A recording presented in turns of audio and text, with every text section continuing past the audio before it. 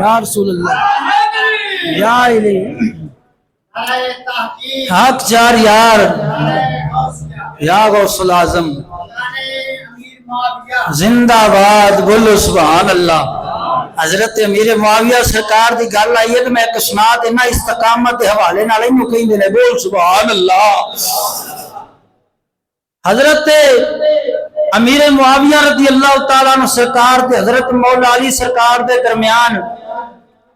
تھوڑی جی ان بن ہو گئی جویں دونوں بھائیاں دے اندر ہو جاندی ہے تے رومی جڑا بادشاہ سی عیسائیاں دا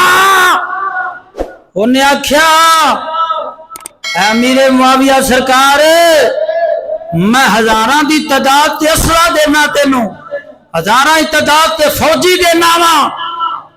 تو میرے والے پاسو ہو کے مولا علی سرکار دے نال جنگ لڑ۔ ہن مولا علی سرکار دے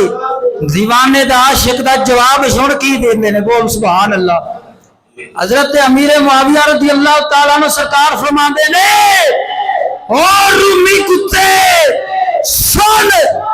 تو کہنا ہے کہ میں تیرے والے پاس ہو کے لڑا جے تم میرے بھائی مولا علی سرکار دی طرف اکھ بیڑی کر کے ویکھیا تے مولا علی سرکار دی صف دے وچوں جیڑا پہلا فوجی ہوے گا اے کتے رومی تیرے نال لڑن واسطے وہ امیر معاویہ ہوے گا۔ تے ایمانداری دے نال دسی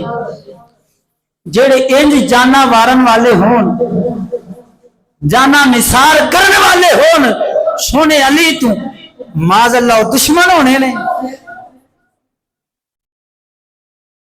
اور وہی گل بنا عشق نبی جو پڑھتے ہیں بخاری آتا ہے بخار ان کو نہیں آتی بخاری۔ صدقے جاواں میرے ملت دے نوجوانا میرا دل کردہ ہے اج تیرا منہ کرارا کراں پیر بہو دی زبانی بول سبحان اللہ۔ پیر بہو فرماندا ہے ایک دم سجن ساڈا لکھ دم ویری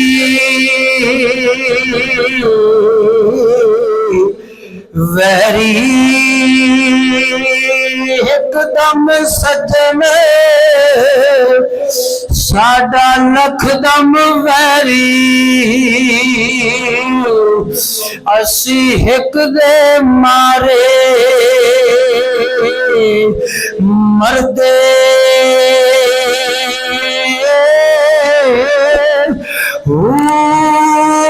ایک دے پیچھے اسا جنم گوایا گوایا ایک دے پیچھے اسا جنم گوایا چور بنے در در دے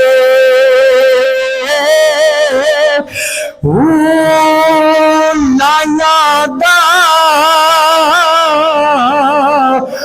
قدر کی جانل جڑے محرم ناہی سر دے